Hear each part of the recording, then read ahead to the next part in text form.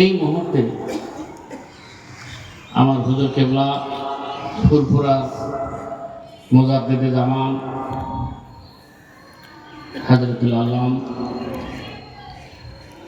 যিনি আমাদের এই মসজিদের টাউন মসজিদ, আমার মনে হয় আমার এই ধারণা ভুল হবে না,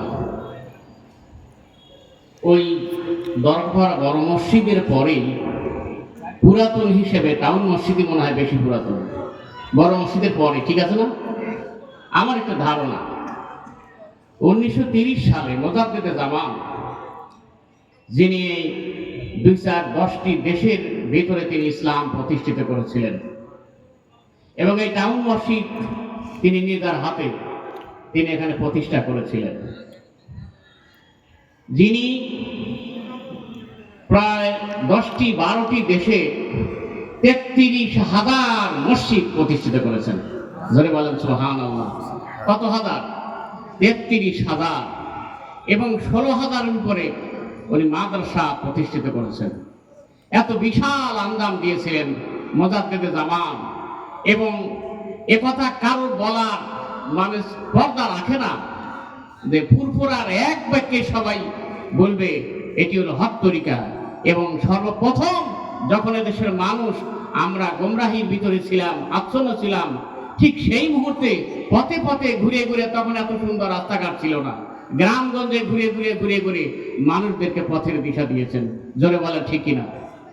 সেই ফুরফুরার মুজাদ্দিদে জামান, যিনি আমাদের পথের দিশা দিয়ে আলো জেলে তিনি ঘুমিয়ে আছেন, মুজাদ্দিদে জামান আবু বকর সিদ্দিক আল কুরাইশি রাহমাতুল্লাহ আলাইহি।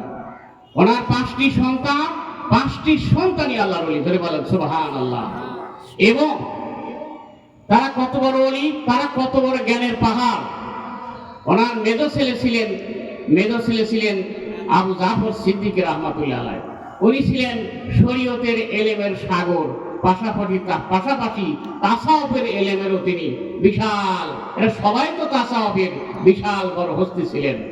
তারপরেও শরীয়তের ওই সময় সারা পৃথিবীর বড় বড় মাসলা সমাধান দিয়েছেন সে সময়, এবং তিনি ওই সময় সবচেয়ে বড় মুফতি ছিলেন। সুবহানাল্লাহ। মুজাদ্দিদে জামান যখন ওনার মেজ ছেলেকে সাগরে, অর্থাৎ তখন তো জলজাহাজ ছিল, জলজাহাজে তুলে দেওয়ার পরে হজে যাচ্ছেন, তুলে দিয়ে পরে উনি চোখের পানি ফেলে কেঁদেছিলেন, আমি এলেমের সাগরকে সাগরে ভাসায় দিলাম। আফসোস করেছিলেন, এলেমের সাগরকে আমি সাগরে ভাসায় দিলাম। মানে ওনাকে তুলে দিয়ে ইনি হজে যাচ্ছেন, এ কথা বলেছিলেন। ভাইরা, আমি প্রারম্ভিক পর্যায়ে বললাম সেই মুজাদ্দিদে জামানের 5টি সন্তান, তাদের উত্তরসূরিরা যারা আছে সবাই আল্লাহর ওলি। সুবহানাল্লাহ। ফুরফুরার জমিন আলোকিত করে ঘুমিয়ে আছেন। আজও সারা পৃথিবীতে ফুরফুরার আলো সারা পৃথিবীতে আলো ছড়াচ্ছে। সুবহানাল্লাহ। এই জন্যে ফুরফুরার এই হুজুররা এসেছেন আজকে আমার এই মাহফিলের যিনি প্রধান মেহমান, তিনি আজ এইমাত্র এসে হাজির হয়ে গেলেন। আপনারা দোয়ার আকাঙ্ক্ষী না? আমিও দোয়ার আকাঙ্ক্ষী, আপনারাও দোয়ার আকাঙ্ক্ষী। আমি জানি এটি বিশাল বরকতপূর্ণ একটি মাহফিল। ধরে বলেন সুবহানাল্লাহ। এই জন্য যারা আশেপাশে আছেন, আমি সবাইকে বলবো, আপনাদের অনুরোধ করব, আপনার কাল বিলম্ব না করে এই মহতি মাহফিলে এসে হাজির হয়ে যান। আপনারা অনেক বক্তার ওয়াজ আমরা শুনতে পারবো, কিন্তু ফুরফুরার আল্লাহর ওলিদের যাদের চেহারা দিকে তাকলে, আল্লাহর ওলিদের চেহারার দিকে তাকালে গুনাহ ধরে যায়। এনারা আজ আমাদের এখানে উপস্থিত হয়েছেন। আমি তো মনে করি সাদাতপুর ধন্য হয়ে গেছে। সুবহানাল্লাহ বিহামদিহি। ওনার পদার্পণ করেছে, আমি এইমাত্র মুসাফা করলাম ওনার সাথে। উনি আসবেন আজকের এই জালসায়, তিনি তাশরিফ এনে মূল্যবান ওসিয়ত করবেন। আশা করি আমরা সবাই চেষ্টা করব। আমি প্রারম্ভিক কয়েকটি কথা বলে নিলাম। আলহামদুলিল্লাহ নাহমাদুহু ওয়া নাস্তাঈনুহু ওয়া নাস্তাগফিরুহু ওয়া নু'মিনু বিহি ওয়া নাতাওয়াক্কালু আলাইহি ওয়া নাউযু বিল্লাহি মিন শুরুরি আনফুসিনা ওয়া মিন সাইয়্যাতি আমালিনা।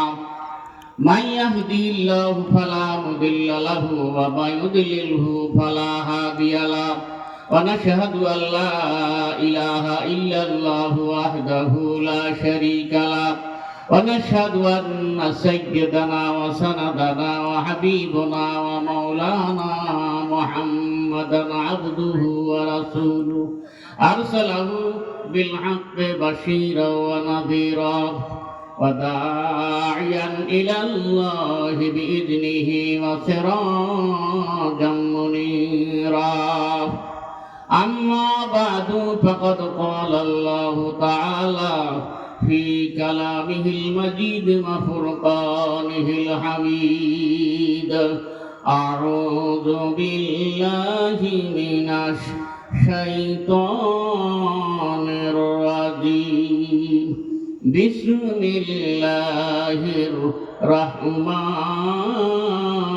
الرحيم إن الله وملائكته يصلون على النبي يا أيها الذين آمنوا صلوا عليه وسلموا تسليما اللهم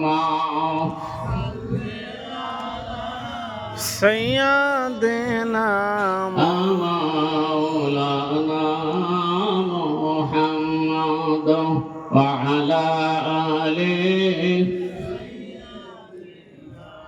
مولانا محمد জোরে সুরে মহব্বতান করেন আল্লাহুম্মা